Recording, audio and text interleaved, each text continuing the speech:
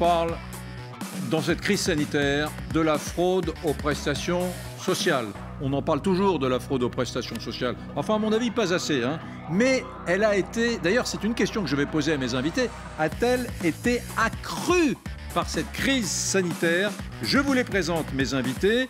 Il y a un juge, un magistrat, Charles Prats, délégué de l'Association professionnelle des magistrats. Vous avez publié il y a quelque temps Cartel des fraudes aux éditions Ring. Vous êtes venu d'ailleurs vous en expliquer ici et vous êtes un des traqueurs de la fraude sociale dans ce pays. Et vous vous lancez dans la politique puisque vous êtes secrétaire national UDI. Désormais, l'UDI, Parti centriste, centre droit, vous luttez contre les fraudes, voilà, au sein de ce parti politique. Enfin, pour ce parti politique. Présent avec vous, Nicolas Lecossin. Bonjour Nicolas. Oui. Vous êtes directeur de l'Institut de recherche économique et fiscale, l'IREF. Nous sommes également avec une sénatrice UDI de l'Orne, Nathalie Goulet, qui est par Skype. Bonjour Nathalie Goulet et merci d'être avec nous. Et nous sommes avec nos invités, Marie-Estelle Dupont et le député Aurélien Taché, député du Val d'Oise, coprésident des Nouveaux Démocrates.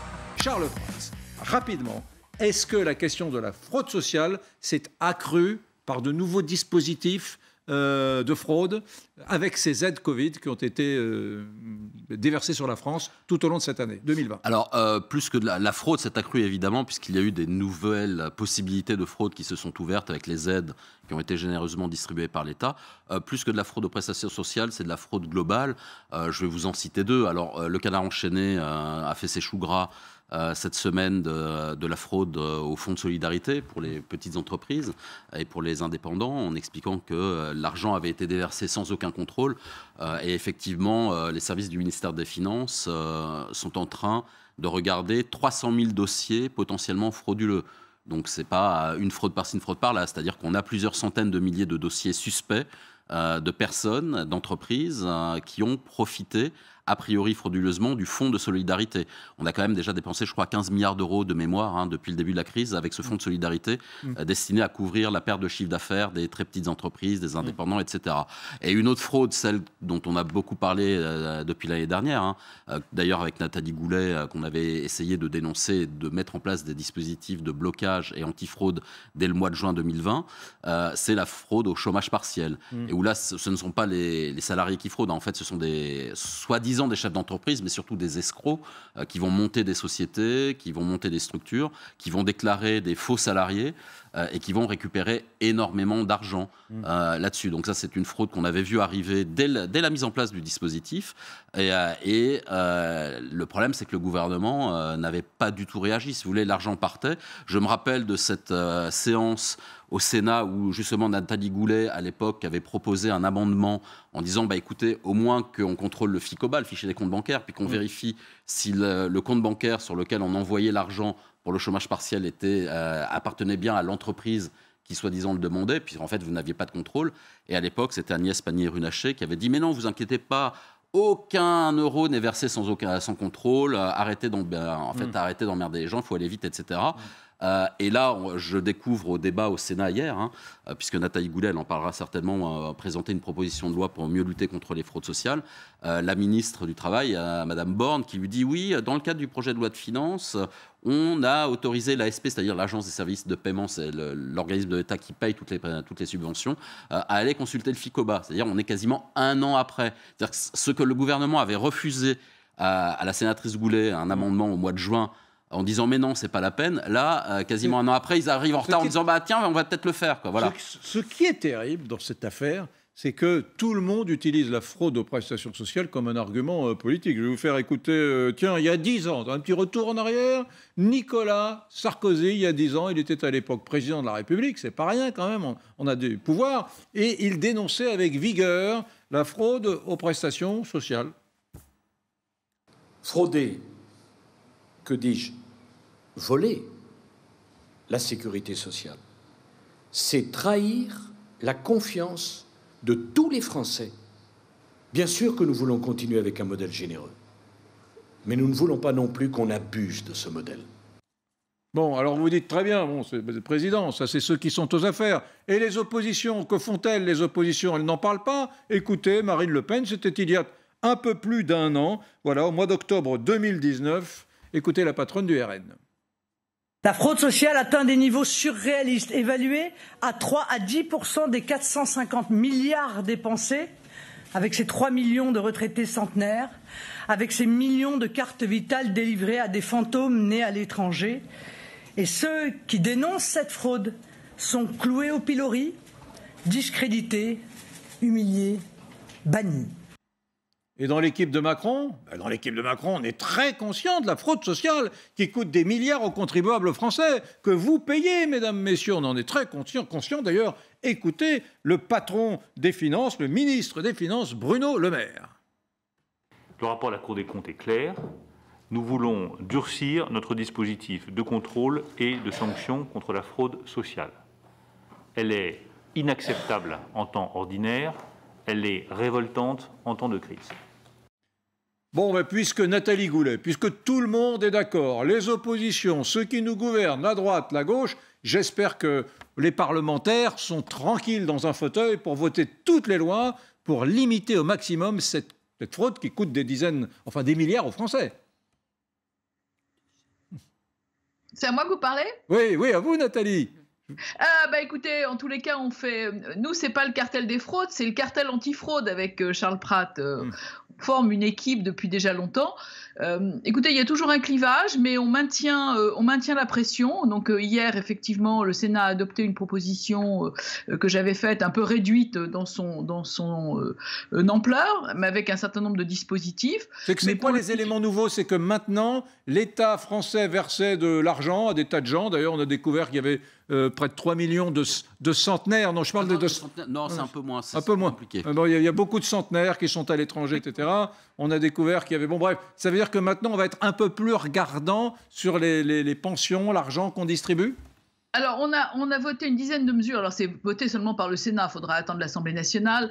D'abord, je dois vous dire que le ministre Dussopt a déclenché un vrai travail de fond après le rapport de la commission d'enquête, le livre de Charles et puis surtout le rapport de la Cour des comptes. Donc, hier, on a voté un certain nombre de dispositifs pour bien lui rappeler et maintenir la pression. D'abord, sur les aides personnalisées au logement, de façon à avoir ce qui était une demande de la Cour des comptes, un descriptif du logement pour éviter d'avoir 74 personnes qui touchent une allocation au même endroit. C'est quand même nécessaire. On a voté une chose qui est une telle évidence, c'est une meilleure qualité des documents produits, notamment des photos couleurs pour bénéficier de prestations, c'est-à-dire des choses qui devraient être faites depuis l'origine et qui n'avaient pas été faites. Mais enfin, il vaut mieux tard que jamais. On a voté aussi des mesures de contrôle du RSA de façon à ce que ce ne soit plus déclaratif, mais que ce soit les organismes qui donnent les renseignements. Ça, c'est très important. C'est la règle du dites-le-nous une fois. C'est aussi mieux pour les assurés et mieux pour les départements. On a aussi voté des mesures contre la fraude transfrontalière. Toucher du chômage partiel en France, aller travailler en Allemagne. Voilà, ça se fait quotidiennement et c'est aussi une source de fraude. Et puis des mesures visant à se prémunir contre les entreprises éphémères. Ces entreprises-là, qui sont créées de façon totalement bidon pour toucher des aides, c'est le problème du chômage partiel, mais Charles pourra vous en parler. D'ailleurs, la semaine dernière, on a démantelé à Lyon un réseau qui avait plumé les services de, me dit-on, 8 sociétés fantômes, 2,4 millions d'euros. Aurélien Taché. Non, c'est vertueux, ça, quand même. C'est très vertueux et bravo pour ce travail. Moi, ce que ça m'inspire quand même, c'est que souvent, quand on pense fraude sociale, on se dit c'est les pauvres, les gens qui veulent pas travailler. Là, ça a l'air très sophistiqué quand même. Oui. On est sur des gens qui font des montages, donc c'est bien de... C'est marrant que vous disiez ça parce que c'est le combat de Nathalie Goulet qui passe son temps, et de Charles Pratt, à dire, mais attention, c'est pas un combat anti-pauvre. Exactement. Ce sont les gens qui font des arnaques à la prestation sociale, ce sont des professionnels de l'arnaque. Tout à fait, et c'est vraiment bravo pour votre travail à tous les deux, et c'est vraiment important de le dire parce que ça vient déconstruire un certain nombre d'idées reçues quand même sur cette question de la fraude sociale, et souvent ceux qui pourraient avoir le plus besoin du fonds d'aide pour les solidarités, je crois que c'est 39% des auto-entrepreneurs qui n'y ont pas encore eu le droit dans les gens qui sont en ce moment en difficulté. Le non-recours au RSA, c'est pareil, c'est 35%, donc les vrais pauvres, les plus fragiles, eux pendant ce temps-là ne touchent pas les aides auxquelles ils auraient droit, alors qu'on a des arnaques de ce type-là qui sont montées, donc bravo pour ça, et moi si ça arrive à l'Assemblée nationale, vous pouvez compter sur le fait que je voterai pour. Si vous avez une petite niche, c'est le moment. Bon, très bien. Allez-y. Vous dites souvent, Vous dites souvent, Nathalie Goulet et Charles Prats, d'ailleurs, vous dites souvent, la fraude fiscale, ce sont des gens qui ne font pas rentrer de l'argent dans les caisses de l'État. Donc c'est de l'argent qui ne rentre pas.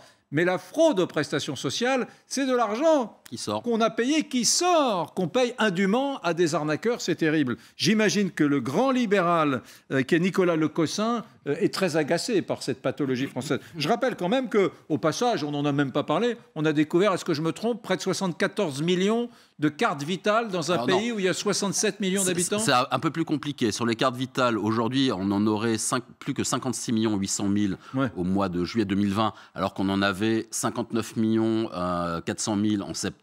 D'accord. J'ouvre une parenthèse, vous savez, on nous a accusés avec Nathalie Goulet de répandre des fake news sur ces histoires-là. N'empêche qu'en moins d'un an, très discrètement, le gouvernement aurait neutralisé 2 600 000 cartes vitales actives en surnombre. Donc c'est assez amusant. Ils ne sont pas très transparents au passage. Non, pas du tout. Ils ne sont pas transparents. Mais quand vous interrogez les grands patrons de Pôle emploi ou bien de la Caisse nationale d'assurance maladie sur les fraudes, on n'aime pas trop vous donner... non, ils n'aiment pas, mais si vous voulez... On a peur que ça fasse monter le Rassemblement national, c'est ça le truc. Oui, mais c'est la seule raison, c'est cette peur. Mais il faut bien comprendre, s'il n'y a qu'un chiffre que les gens doivent retenir sur la fraude aux prestations sociales, on est un pays de 67 millions d'habitants. Vous savez combien nous avons d'assurés sociaux en France? Ça va au-delà de ce que j'ai mis dans mon livre. C'est la Cour des comptes qui le publie le 8 septembre dernier. 75 300 000 assurés sociaux en France, dans un pays de 67 millions d'habitants. Une fois qu'on a dit ça, moi, qu'on me dise qu'il n'y a pas de fraude, je veux bien qu'on vienne m'expliquer qui sont les 8 millions de personnes. Nicolas Lecossin. C'est très bien de contrôler, il y a déjà des systèmes de contrôle, et ce n'est pas la première fois qu'on fait ça.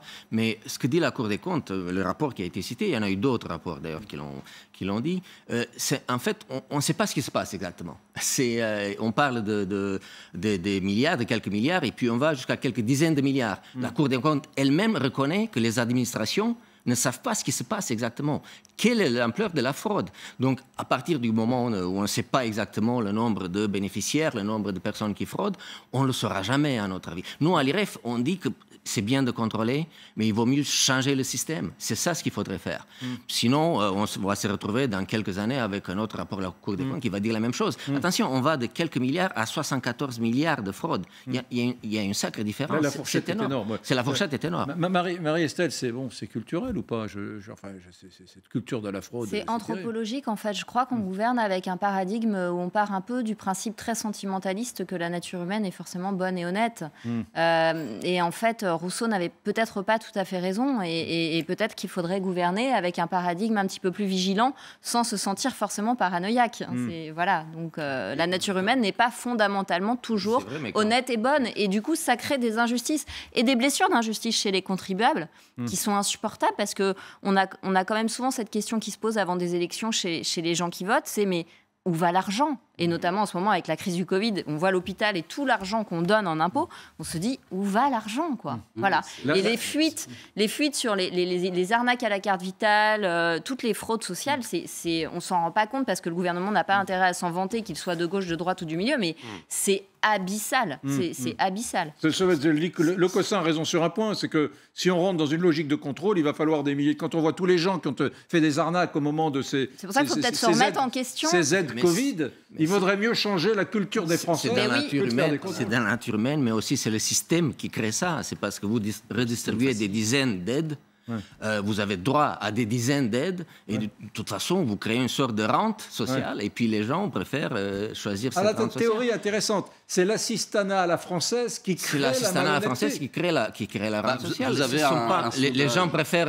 les gens préfèrent toucher des aides sociales et ne pas travailler. Ça arrive. Hein, donc, et c'est pour ça que d'autres pays ont réformé, y compris des pays comme l'Allemagne, la Suisse, les pays nordiques, ils ont réformé ce système. Oui, après il y a les profiteurs de la crise aussi, parce que c'est pas forcement ceux qui ont besoin, qui ont les cerveaux très très intelligents et assez admirables, d'ailleurs, qu'on crée des montages pour escroquer.